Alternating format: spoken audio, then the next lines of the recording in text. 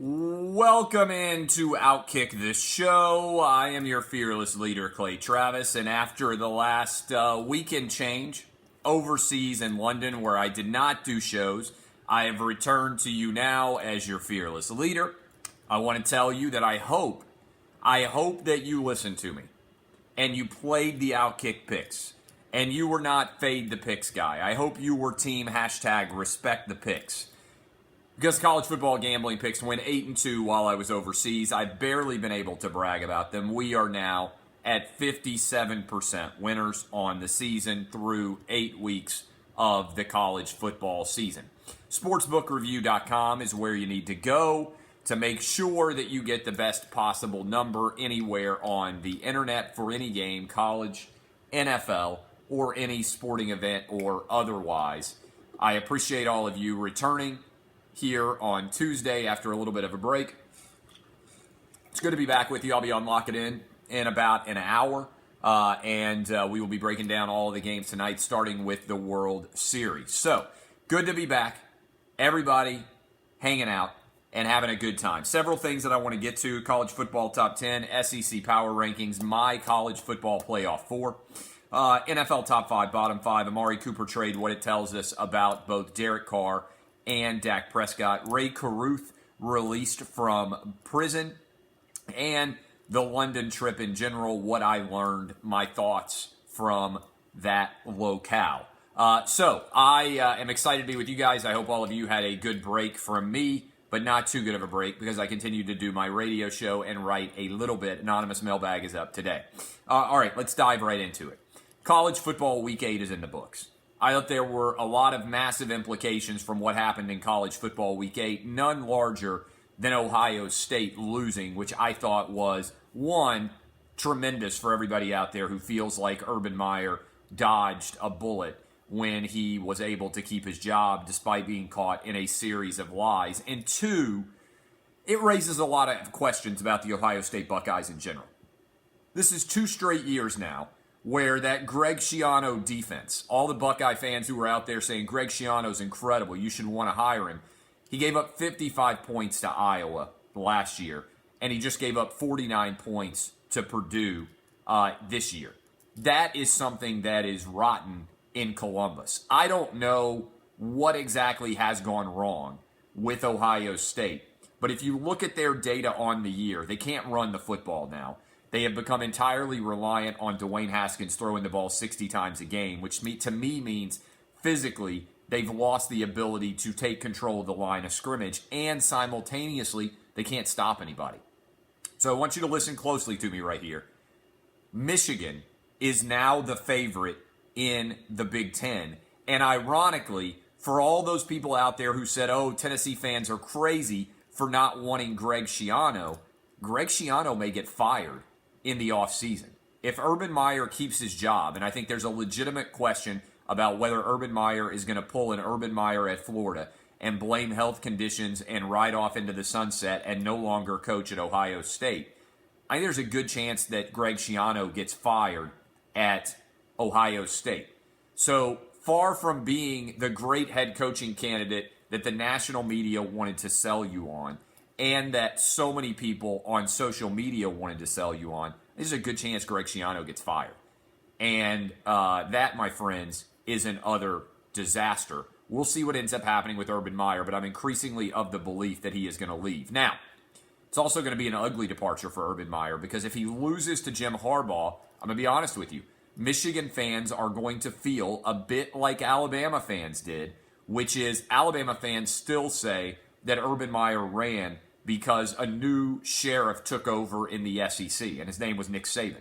If Urban Meyer tucks his tail and runs again, when Jim Harbaugh finally catches and passes him, it's going to be an eerie resemblance to what happened at Florida when Urban Meyer tucked his tail and ran and blamed health issues when he got beaten by Nick Saban. If that happens again, we will see what the long-range impact is for Ohio State. I think they would probably just elevate Ryan Day. But we'll see where Jim Harbaugh ends up. Does he go into the NFL? Is he out of coaching completely? Does he go do another year of television, claim that he wants to spend time with his family, and then abandon his family and go back to coaching college football. I think that's worth paying attention to. My college football playoff 4 right now, if the season were ending today, Alabama's number 1. Alabama through 8 weeks is the best college football team I have ever seen. Okay? I don't think that's an exaggeration. I've never seen anybody beat the opponents like Alabama has done so far this year. I think they're going to beat LSU by double digits. I think Alabama is going to go 15-0 this year, and I think they are going to beat every opponent by double digits. Somebody out there can do the research on this. I don't think that's ever happened in the history of college football, certainly not the modern history of college football. It's the best team Nick Saban's ever had. Doesn't necessarily mean they might not lose, because anything can happen in a one-game playoff kind of situation. Stop. I'm going to block you. If you say Alabama hasn't played anyone, you need to get out of this universe. You are not allowed to ever comment on my show again. That is the dumbest argument you can possibly make. Alabama has played a tougher schedule than Clemson, and they have dominated everybody. Alabama has played a tougher schedule than Ohio State, and they have dominated everyone. Alabama may well have played a tougher schedule than almost half of the top 25. It's not just who you played, it's whether or not you beat them soundly when you played them. So far, A&M is the only team to get within 22 of Alabama, and that was with a late touchdown. It's not just that Alabama is winning, it's that they're obliterating everyone, okay? So Alabama's 1. 2 right now is Notre Dame, and I haven't heard a lot of people say this or write this, but it's looking like Notre Dame may well be able to actually lose a game and still make the college football playoff, because I think what's going to happen is Michigan is going to actually win the Big Ten. And if that happens, there's no way that Michigan could get in over a one-loss Notre Dame team when Michigan lost to Notre Dame head-to-head. So I think that is my top 2. I don't think that is my top 2. In the third spot right now, I have LSU. Obviously, Alabama and LSU are going to play a week from Saturday in Baton Rouge. I think Alabama will win that game easily. And then in my 4 spot, right now I've got Michigan. And I've got Michigan there over all the other contenders because Michigan lost to my number 2 team. Because Michigan otherwise, other than a bad half against Northwestern, has been dominant against everybody else on their schedule. I still think Jim Harbaugh is the most overrated coach in the history of college football. But this year's Michigan team has been very impressive. Shea Patterson has come along. They've started to win games and win games in a double-digit and dominant fashion. And so I've got Michigan in the 4 spot. I do not have Clemson in my top 25 yet because I am not sold on what Clemson has done. We'll see what they do this weekend on the road against Florida State. That is my college football playoff 4. Here is my college football top 10, because inevitably everybody says, okay, well, what's your top 10? And by the way, you can always read this in the starting 11 that goes up early on Sunday morning. I wake up, I sit down, and I crank, because I work every minute of every day just about, at least it feels like. National top 10 from Outkick.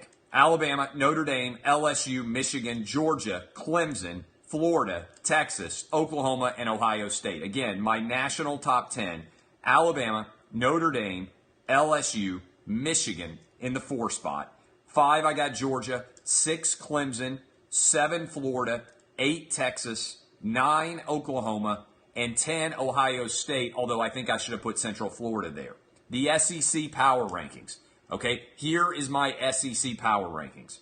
Alabama 1, LSU 2, Georgia 3, Florida 4, Texas A&M 5, Kentucky 6, South Carolina 7, Mississippi State 8, Tennessee 9, Auburn 10, Ole Miss 11, Missouri 12, Vanderbilt 13, and Arkansas 14. How about his Arkansas, by the way? Vanderbilt right now is favored by 2 points on the road against Arkansas. So that is my SEC power rankings, 1 to 14. Getting tough. Some of you can point out, yes, I know Kentucky beat Florida.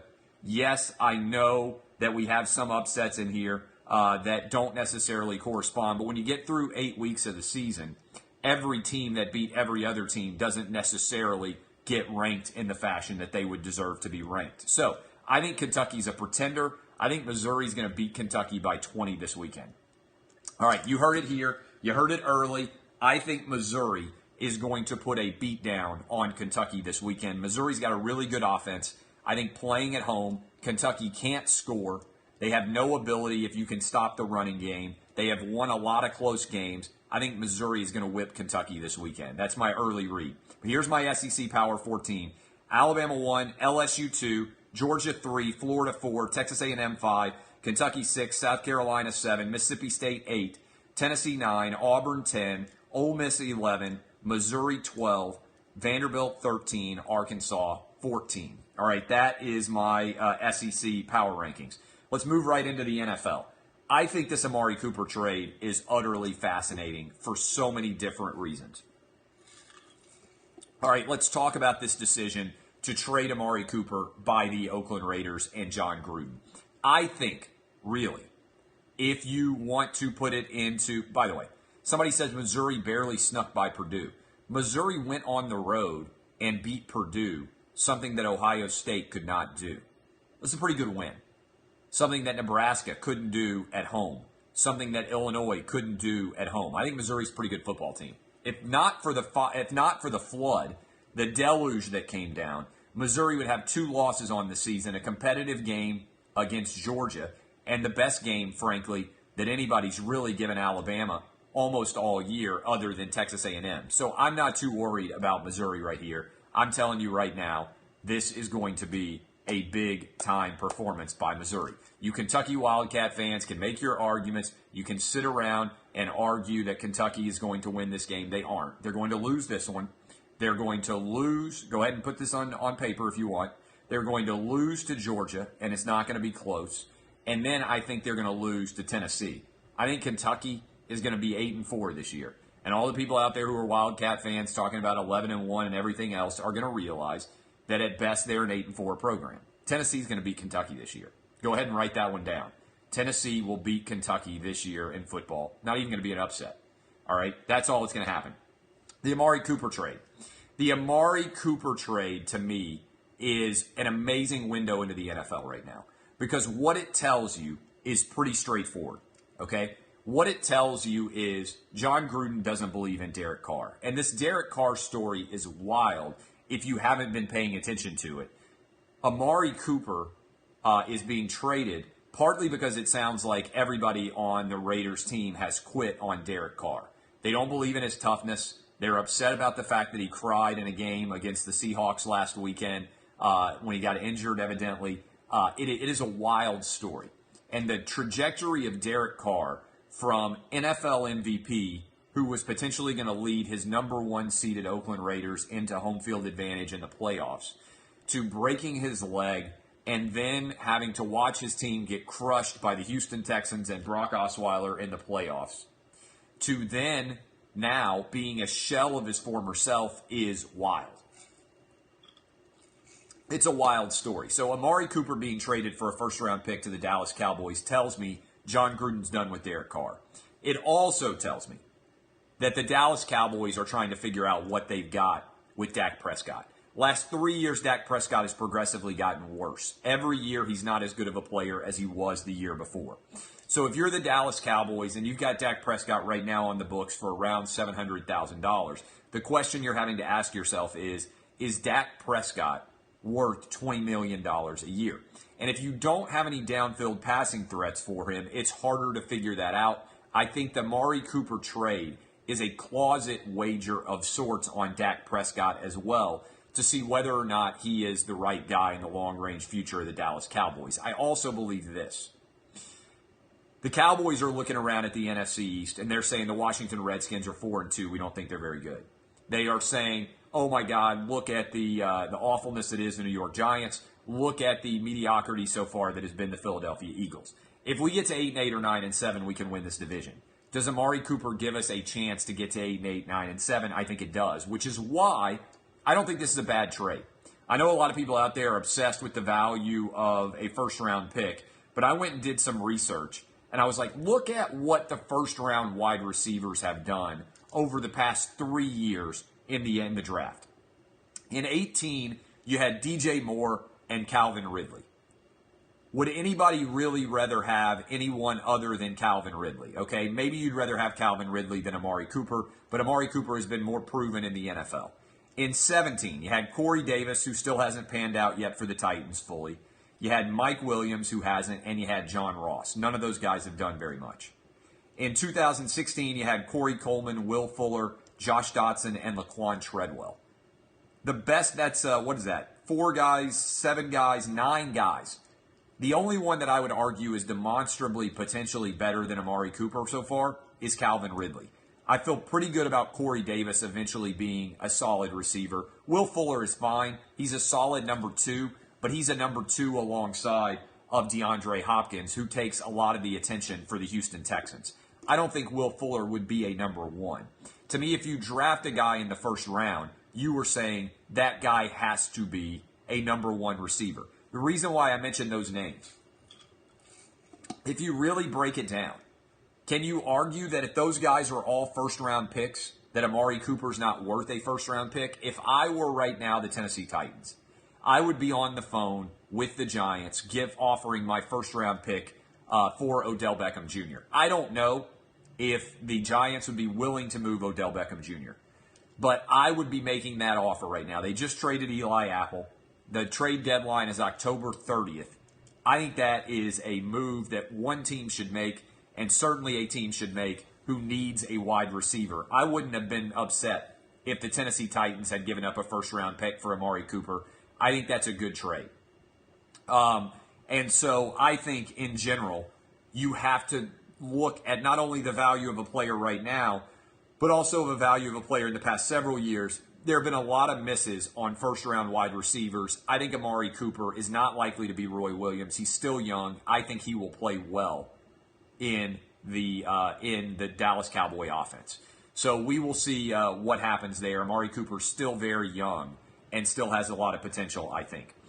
Rae Carruth. This is a story to me that is emblematic of how sports media covers stories today. I don't know if you guys saw this. By the time it got to me in London, one of you sent me this. Saturday was one of the biggest days of the year in sports. ESPN has 6 headlines that are up on a regular basis on the ESPN.com app. I follow the ESPN.com app pretty regularly to make sure I'm not going to miss anything.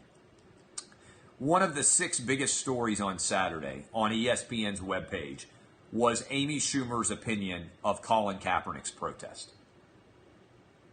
I don't know how that happens. I don't know if it is an algorithm and they need to put somebody intelligent in front of it to make sure that the algorithm doesn't pick the wrong headline. But on maybe the biggest day of the year in sports, on the Saturday of late October, with Game 7 going on, with all of those things going on, one of the biggest stories on ESPN's website was Amy Schumer's opinion of Colin Kaepernick. Now, the reason why I bring that up is this. Rae Carruth was released from prison after serving 18 years. There's lots of talk in the NFL about privilege and systemic racism and police mistreatment.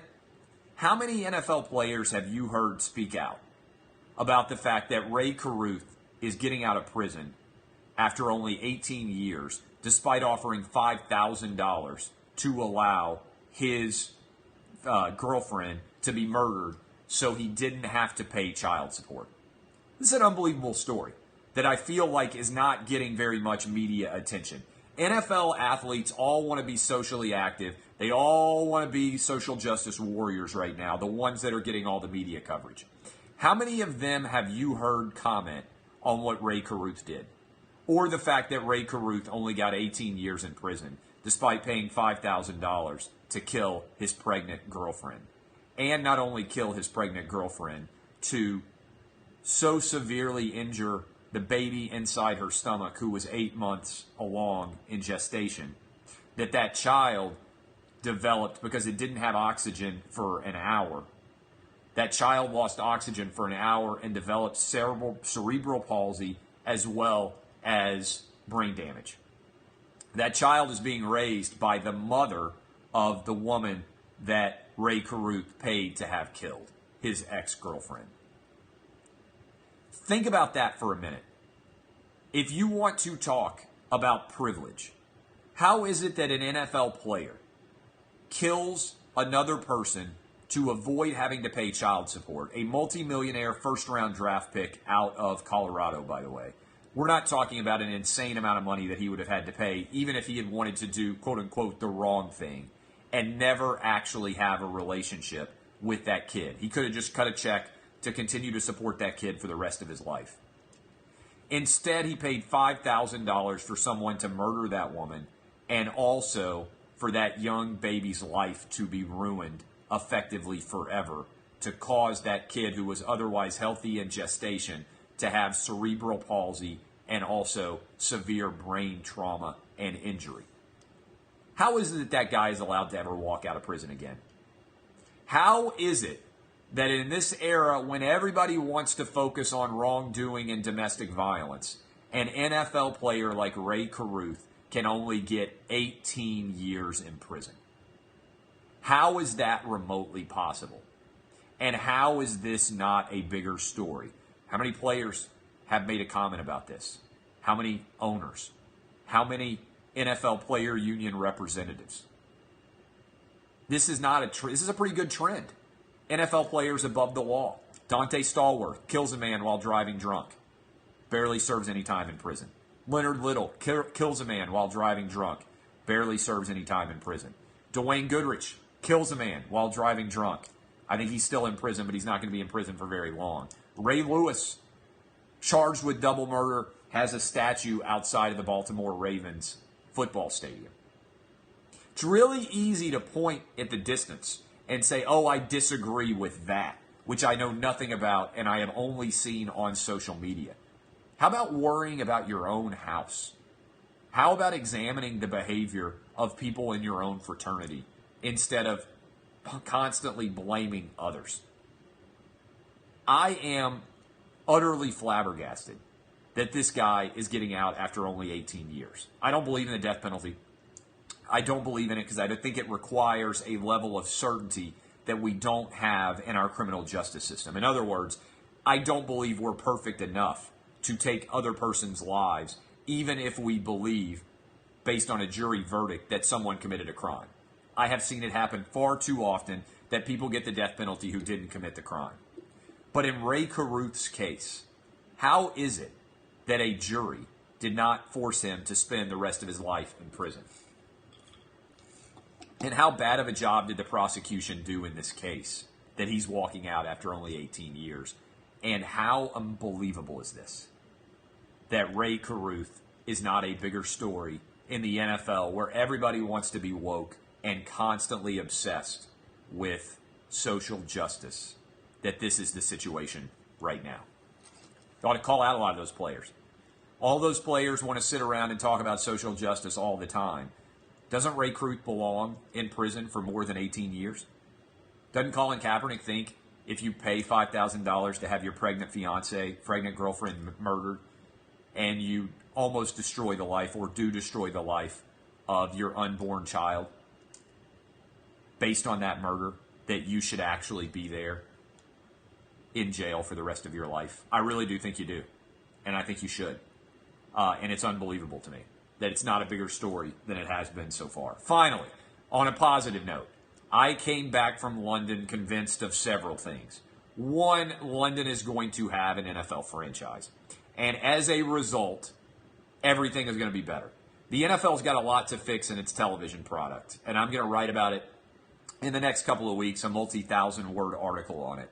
But one thing the NFL gets right is the 9:30 Eastern, 8:30 Central, 7:30 Mountain, 6:30 Pacific tip kickoff is a great addition to the NFL calendar. My family had an incredible time in London. We went to the game. I agreed with the decision to go for 2. I think on 4th and 1, the Titans had to make the decision to run the ball with Mariota or run the ball with Derrick Henry.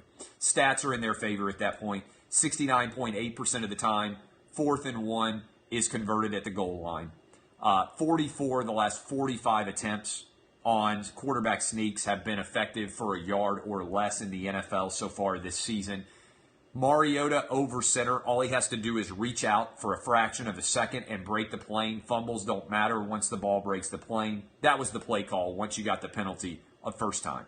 Beyond a shadow of a doubt, that should have been the play call. And if you didn't run that, you should have run the read option just like you had on the play before, where Derrick Henry scored untouched when you had a 4th and goal, when you had a goal line situation as well. So the experience, however, was amazing. 84,000 people were there to watch the game. It was sold out. It was outstanding. It was phenomenal. Everything about the experience in London was top class. And I'm here to tell you right now that London is ready for an NFL franchise, and I think it benefits the overall NFL. My suggestion has been that the Chargers, who are in LA, have no business in LA whatsoever. They don't belong there. It makes no sense. I would move the Chargers potentially to Jacksonville and then ship the Jags over to London. The one challenge I see is if you mess with the 8 divisions of 4 in the NFL. I think 32 is the right number. 32 is the right number to take care of things there. But I don't know what you do if you go to 33 or 34. Do you have lopsided divisions? Do you have some divisions with more teams than others? I think it's a right move. London has 12 million people. There would be a massive fan base. I'll tell you something else. I met several soldiers who were serving overseas that wanted to come here and have the experience of seeing the NFL. They were a little bit homesick. They're still in Europe. I think there would be a massive European fan base, not just for London. So I think it makes a great deal of sense. I'm more convinced than I've ever been before that London is a viable option and that it makes complete sense to do it. I'm not concerned about the travel. I think you come here for 3 weeks at a time. I think you don't send the London team to play in the West Coast very often. If you do send them to the West Coast, you send them to play 2 straight weeks off a bye week. Give them 3 weeks stateside. I don't think it's a challenge at all. You can give a little bit of an upgrade to them in terms of the salary cap, so the players end up making similar amounts without having to worry too much about the tax. Terrorism is stupid. If you're worried about terrorism in London, you have no clue about actual crime stats in the world. London is one of the safest cities in the world. It's much safer to be in London than it is to be in Chicago, for instance. A year ago when I took my family on vacation, they had just had the terror attacks, and I was like, oh, wow, should I look into this? I wouldn't have even blinked about taking my family to Chicago. You're infinitely more in danger going to a Chicago Bears game than you are going to a London, whatever the name of the franchise would be. So I think it makes a total bit of a lot of sense for the game to be able to stay there. So I think it is perfect. I think it's a perfect sense. And so if you look at the data, it's the way the NFL should grow. I love getting that early morning window and adding an additional team game that goes on. I think it just makes way too much sense to do it. I also felt like I looked into the future because there are betting parlors everywhere in London. And I think over the next 20 years, London gambling is going to become basically England gambling, basically what exists in America. There was a William Hill. There was a Canal Sportsbook. There was every little block, it felt like, had a different sportsbook to allow you to walk in. It was easy to bet. I think they all have apps too. They even have, and I took a picture of it because I was going to show you guys, they even have in Wembley Stadium where the NFL is playing, they even have, which is pretty wild, a betting window inside of Wembley Stadium. That's the Wembley Stadium betting window. You can actually bet inside the stadium on their games. Here's a picture, by the way, of the family at the game. We had a great time, and and it was just an utterly fantastic time in general. Okay, final thoughts as I go off. I got to go do my television show, lock it in. I want to tell you guys, prayers up for our boy Chad Swag Kelly. Chad Swag Kelly, that's his mugshot. He got arrested, went into somebody's house that he shouldn't have gone into. It sounds like he was absolutely wasted. Swag is going to make bail, I believe, or already has made bail. But this is what you expect when you get Chad Swag Kelly. Props to the Broncos for getting Swag Kelly out there. I appreciate all of you and the time. We had an incredible time in London. Went to the top of St. Paul's. Got to go all over the Tower of London, Tower Bridge. We saw a play in Shakespeare's Globe Theatre remade which was phenomenal. We obviously went to the game. I had an incredible time. I had an absolutely incredible time. I'll be live the rest of the week. Radio show is back from Nashville. I'll be on television here in exactly 1/2 hour. I love all of you. Going to get you rich on the World Series tonight on Lock It In. My name is Clay Travis. This has been Outkick the Show. Kisses, DBAP, unless it's important sometimes to also SBAP. See you guys. Love you.